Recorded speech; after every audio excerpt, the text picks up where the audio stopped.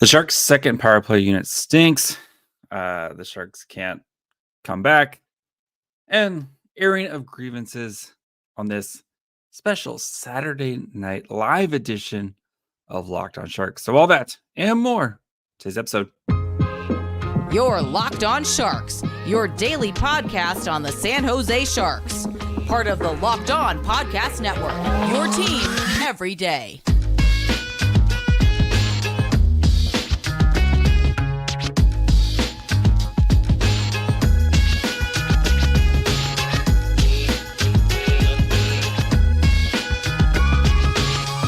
Hello, welcome to a live edition of Locked on Sharks, the premier hockey podcast covering your favorite team in the Bay Area. My name is JD Young, tank commander and contributor at San Jose Hockey Now. I want to thank you for making Locked on Sharks your first listen, probably part of the Locked on Network. We cover your team every day.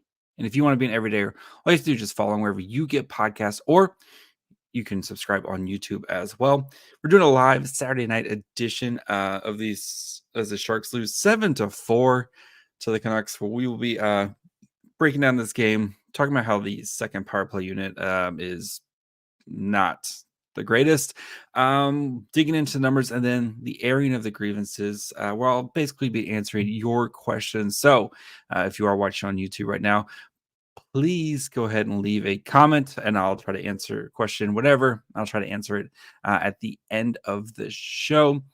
So yeah, 7-4 lost the Canucks. And my big takeaway is the Sharks that's the second power play unit, I think, was kind of the big issue for the Sharks tonight as they lost. They gave up two goals as the power play expired, and that second unit, basically when it came on the ice each time, was just the guy fumbling the car wash materials meme. Like, they couldn't, like, on the power play, like, the second unit power play is just to kind of like, their whole thing is like, if you can't score a goal, just keep the momentum going, at least going into 5-on-5, right? That's the whole thing. Like, can you at least keep the momentum going into 5v5 play? And they could not do it tonight. Again, two goals, literally. One is literally as the power play expired, another one like 5 seconds afterwards. And those two goals was a huge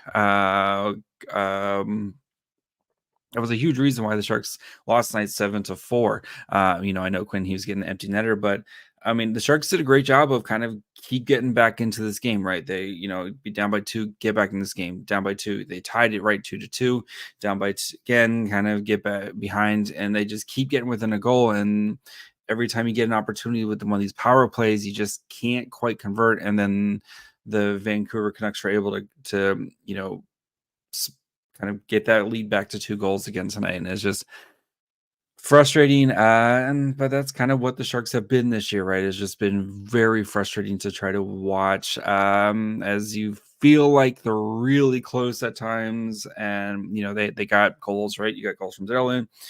You got goals from Duclair that became a Granlund goal. You got goals from like Hertl. Like, you got goals from some of the,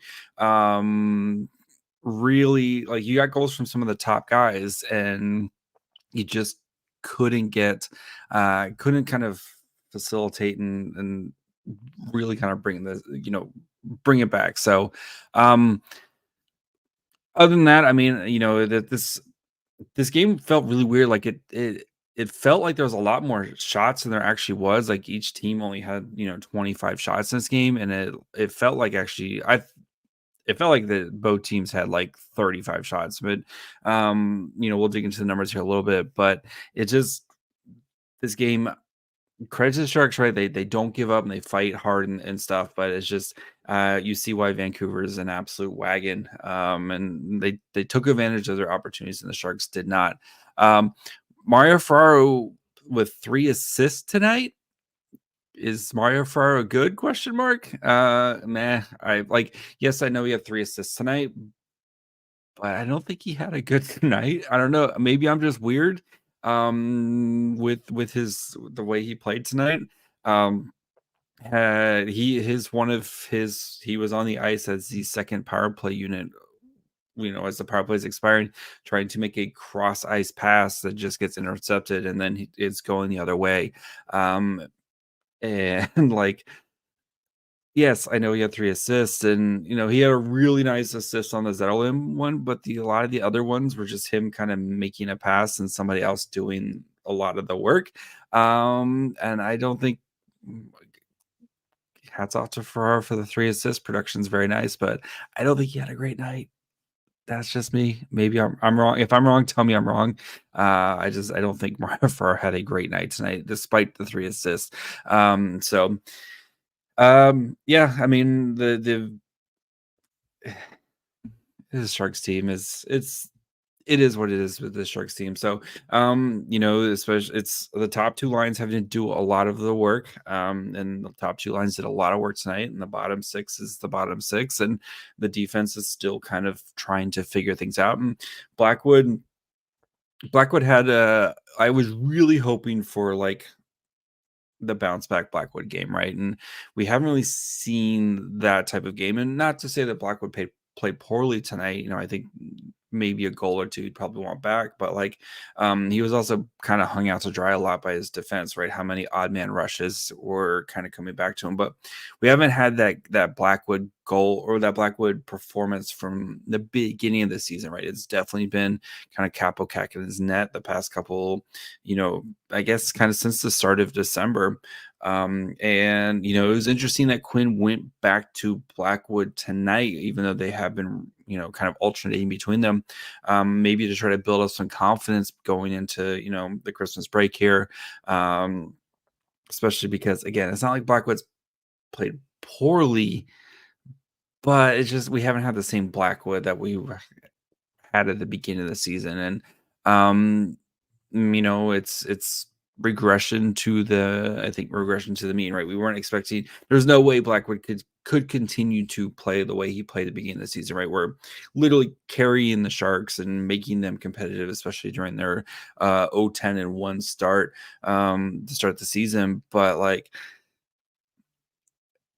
yeah, it's the Sharks scored 4 goals, right? And we haven't gotten a lot of 4-goal performances for the Sharks recent years, and recently, and you would have hoped that if you score 4 goals, you should be at least pretty close, an opportunity to win this game. And the Sharks did have plenty of opportunities to win this game. And again, he made some great saves. There's a Elias Pettersson one, Elias Pettersson is basically wide open, left all alone by himself in the in front of the net, and Blackwood got over and made the save. But we just haven't seen those game stealing performances, I guess is the best way to put it, from Blackwood. And that's kind of what you're hoping for at some point. Maybe getting some time off here with the holidays and kind of coming back strong. But the Sharks come back from Christmas and they play the Kings, who we just saw what happened last week when they played them. And then they play the Oilers and back to back game like that. That's a rough start to kind of start your season again, kind of restart. I think if I recall correctly, I think they even played Colorado here as well too. So it's like that's a kind of a brutal start to come back from the holidays here. So especially as you're on your, yeah, let me correct that. Yeah, then they play at Colorado. So that's a tough start after the Christmas break. I mean, the Sharks are on a 5-game losing streak, and it looks like they could get this up to 8 here, which is, if you're in the tanking business like some of us are, not the worst way to go. But yeah, it's you want to see one of those kind of game stealing performances from Blackwood. So we'll dig into the numbers here in a little bit. We'll answer some of your questions and grievances as we're hanging out here on a Saturday night edition of Locked On Sharks. So just as a reminder, no Monday episode. I will have an episode for you guys Tuesday morning. Have an interview. Pretty good interview, if I do say so myself. So make sure you guys are following wherever you get your podcasts. And of course, you can watch on YouTube as well. If you're watching on YouTube right now, go ahead and make sure you hit the subscribe button if you have not already. So we'll get to the numbers here in just 1 second.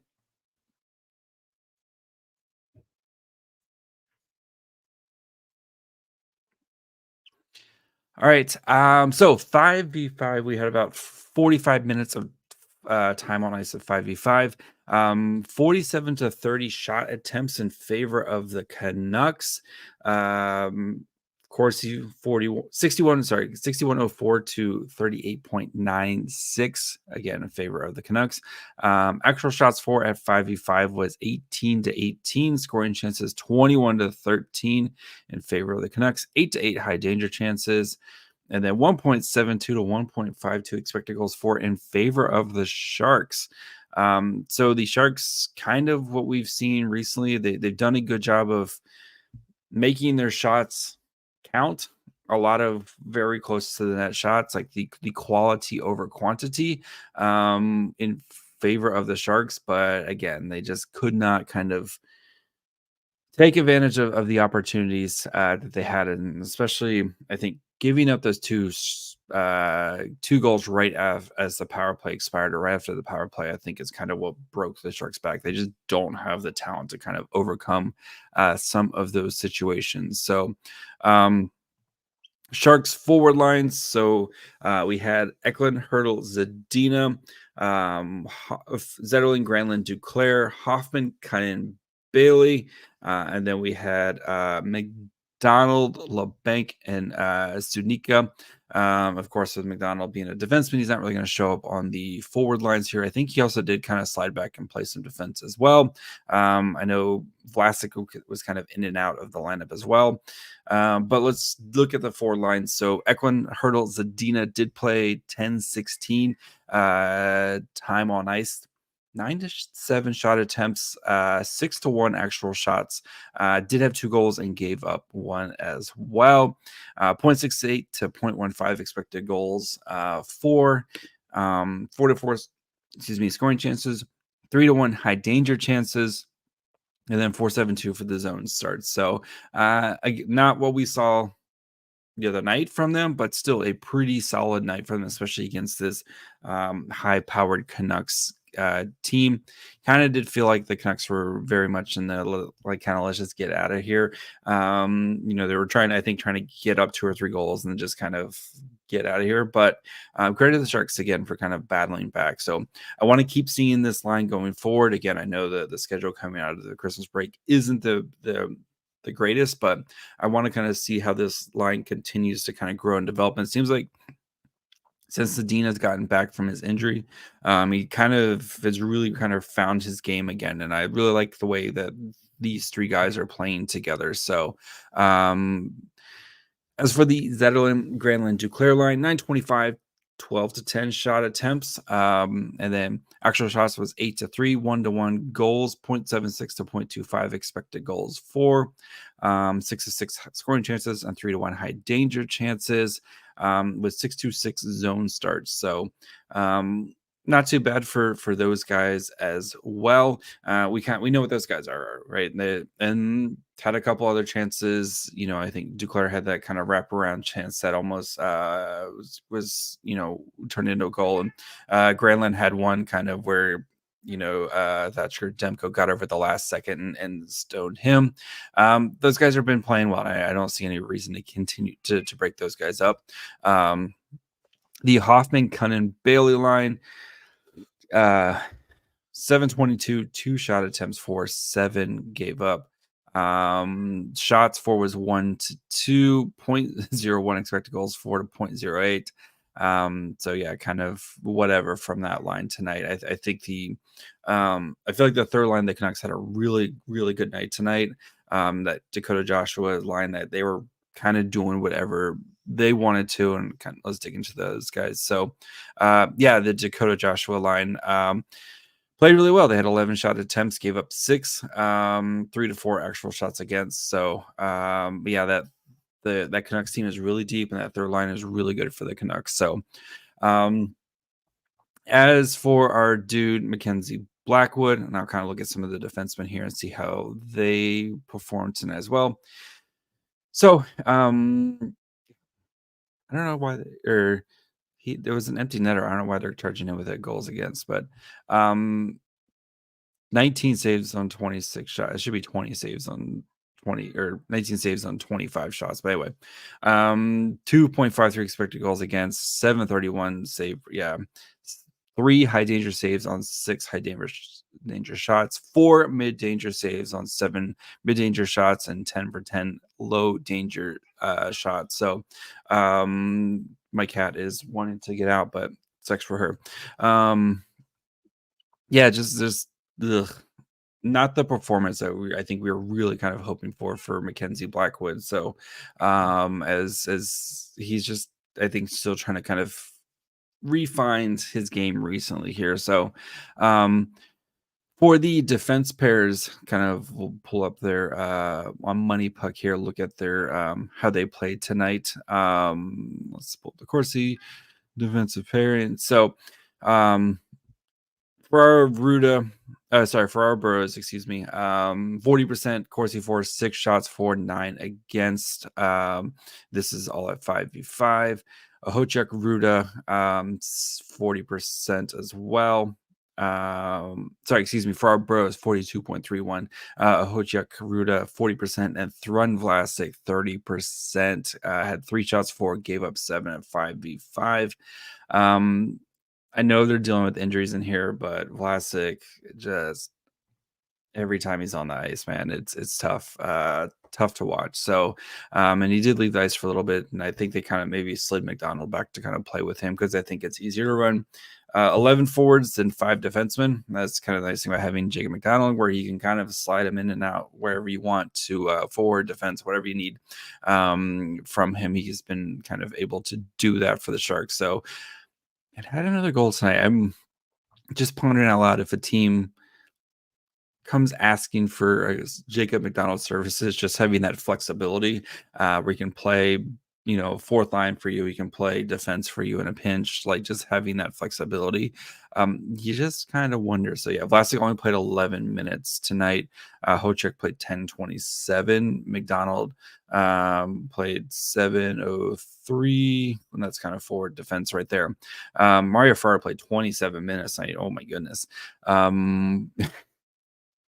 Yeah, there's your answers. Where did all the minutes go? Mario Ferraro had all the minutes, literally played all the minutes tonight. So, haven't had any questions. If you are watching on YouTube, please add questions here. I'm gonna start digging into those. If not, I'll talk about maybe some of my grievances, or maybe talk about the Cuda who had 8 penalties tonight. 8 penalties tonight and lost 3-2. So, we'll get to all that here in just 1 second.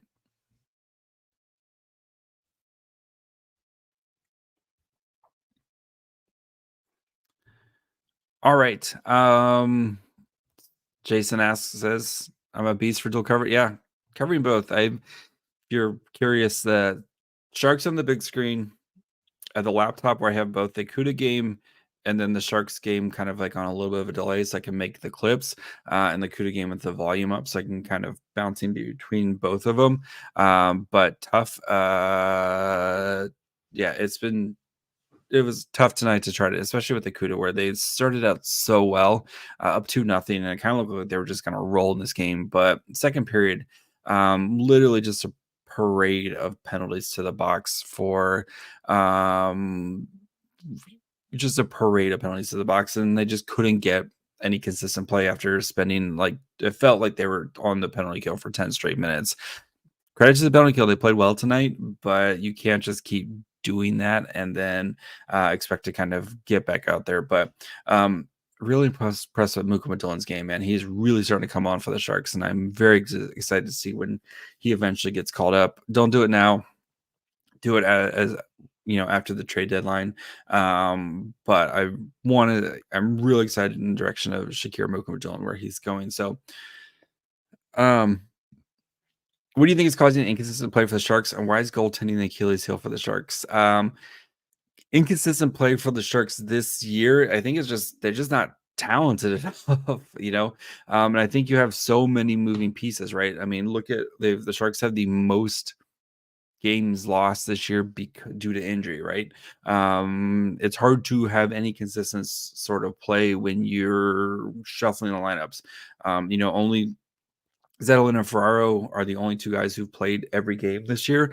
And it's just tough to be consistent, and especially now when you're down, three of your top 5 forward, or centers, excuse me, right? No Logan Couture the entire season. Nico Sturm sounds like he's going to be out for a little bit with his whatever procedure on his hand or wrist, whatever it was. And then Ryan Carpenter is kind of supposed to be your fifth forward that you can kind of play up if you need to, or he's been out as well. Like Luke Cunnin is having to play third line center. I think that's why you've seen the top two lines play so well, because you've had pretty consistent play recently from Hertl and Granlund. I know Hertl missed a game with a kidney stone, but like he's been arguably the Sharks' best forward this entire season. Granlund, I think, after coming back from his injury, he's been outstanding for the Sharks and really solidified that second forward. I think, or the second center spot. I think once you get Couture back, and it sounds like, it looks he's skating, started practicing. So hopefully, maybe beginning of the new year, we can start to kind of, start to talk about Couture making his debut and where he slots in and stuff. But I really think that's been the big issue, right? They just haven't had guys healthy down the middle and guys healthy and slotted in the correct positions, right? Luke Cunnin, like I said, if he's your fourth line center, okay, cool. But he's been kind of having to play third line center, and I think if Couture gets back, you can kind of put him there, and then everyone kind of fits in their spots better. I think Cunnin can play, Cunnin's your third line winger with Hoffman.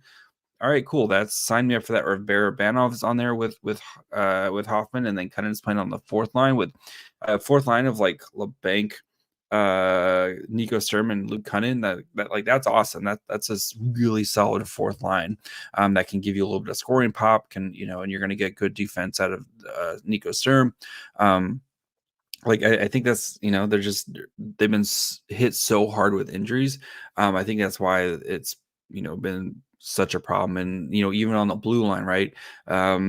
Benning's been out, and yes, Benning's fine, but now not having Kalen Addison, I think not having Kalen Addison also hurts your second power play unit, because again, Kalen Addison has been a really good addition on the power play, and now we've noticed things have kind of started to fall apart on the second power play unit. So I think that's it. You also mentioned goaltending. Goaltending this year has been great. This you can't complain at, but the goaltending recently, I think I wonder if now with new coaching is maybe some new voices that we've starting to see, like Thomas Spears, who was hired by last year. And I think you're starting to kind of see that fruit bear, especially with Capo Kakinen, who a lot of Sharks fans last year were like just done with him. And he's been playing really, really well right now. And he's been, I know it's a contract year for him, but that doesn't hurt either. But like, he's been playing really well, and he's looked consistent with him. And, with Mackenzie Blackwood, and I know he hasn't played the same as he has beginning of the season. I still think that is, look at Mackenzie Blackwood when he was playing with the Devils. Like he was hurt, and it just wasn't the same. So yeah, we'll see if this, goaltending's so fluky. We could be at this time next year talking about, man, the Sharks goaltending's falling apart. The forwards and the skaters are playing well, but now we don't have any questions. Now we have a lot of questions with goaltending. So I think unless you have like a superstar goaltender, I think it's just such a year-to-year proposition. So Berserker asks, in woodworking, why is a dovetail joint shaped more like a pigeon's tail? I don't know. I think dovetail sounds more elegant than a pigeon's tail. That's probably why they probably use that term. So because it sounds more, look at this fine piece of furniture with this dovetail I did. And you're like, oh, that sounds great. Instead of look at this fine piece of furniture with a pigeon tail, you're probably like, I don't know, connotation to pigeons. Pigeons are dirty. So, Jason, it's just the Jason show. I guess to ask all the questions tonight. So, who's impressing the most on the CUDA, and who we see post trade deadline? So, I think most impressive, I guess, MVPs. I don't know if you want to say MVPs are impressive. Daniel Gushin has been awesome all season. Another point tonight. His on the second goal, he kind of set up he got the second assist, but he did a lot of that work on there on the nice tic-tac-toe play. he'll get some playing time. Mukamadulin, I think, is the guy I'm most impressed with this season, especially from where we saw him last year. And I know he played pretty well down the stretch last year, come to now. At the beginning of the season, I think he's really focused on like the finer detail, the finer defensive details of his game, and maybe he was kind of, I don't want to say sacrificing his offense, but more focused on his details of his defensive game. And we didn't see the offensive productions, but now we're seeing both, right? And that's what you want to do is as you kind of add tools, make sure you're not losing and forgetting the other stuff you did. So I've been really impressed with Mukabadulin's game. I think he's going to be a really good player for the Sharks. The further we get away from this Timo Meier trade, the more and more it feels like the Sharks might have won the Timo Meier trade, especially with Quentin Musty. I know the OHL's on break right now, but Quentin Musty is looking like a potential home run for the Sharks, and Muko Dolan has been playing well, and Fabian Zerlin looks like a totally different dude than what we saw last year, and Hochuk's been okay-ish. He's hasn't been my favorite defenseman, but I think. But to go back to your question, though, I think the guys who we'll see past the deadline, we'll see Bordolo, we'll see Mukuma Dolan, and I think we'll see Gushin for sure. I'd love to see Gavanke as well, because I think he's played really, really well for the Barracuda this season as well. So those are the guys I think we will see for sure. Maybe Robbins. I don't know. He just got back from, I believe they finally announced he had an ankle injury that hurt in the preseason. He finally got back tonight or yesterday. So we'll see if they just kind of let him play in the AHL this year and kind of get back to form, especially losing basically half a season. So those are the guys I'm kind of circling. Maybe Ozzy or maybe Co, but I think it's kind of those three guys are the guys I expect to see on the Sharks this year after the trade deadline. So, and then maybe Gavanke, depending on how many players they move out of, to kind of see, right, this Gavanke's, kind of the ways he's 24 now, hasn't gotten an AHL chance, hasn't gotten his NHL chance. So maybe they might reward him with his NHL chance this year, NHL opportunity, especially because he's played really, really well. So, this season. So, and you want to kind of reward those guys, right? And Gavanke's put in his time and deserves to play NHL games at some point. I think he's been really fun to watch on the Barracuda, especially if you're watching night in, night out. That Mukamadul and Gavanke pairing was a little kind of roller coaster at the beginning of the season, but it seems like they really have kind of figured things out here. So if you guys have any more questions, go ahead and drop them in right now, and I'll kind of answer one or two more before we get out of here. And then again, make sure if you are watching on YouTube, you haven't yet, go ahead and subscribe.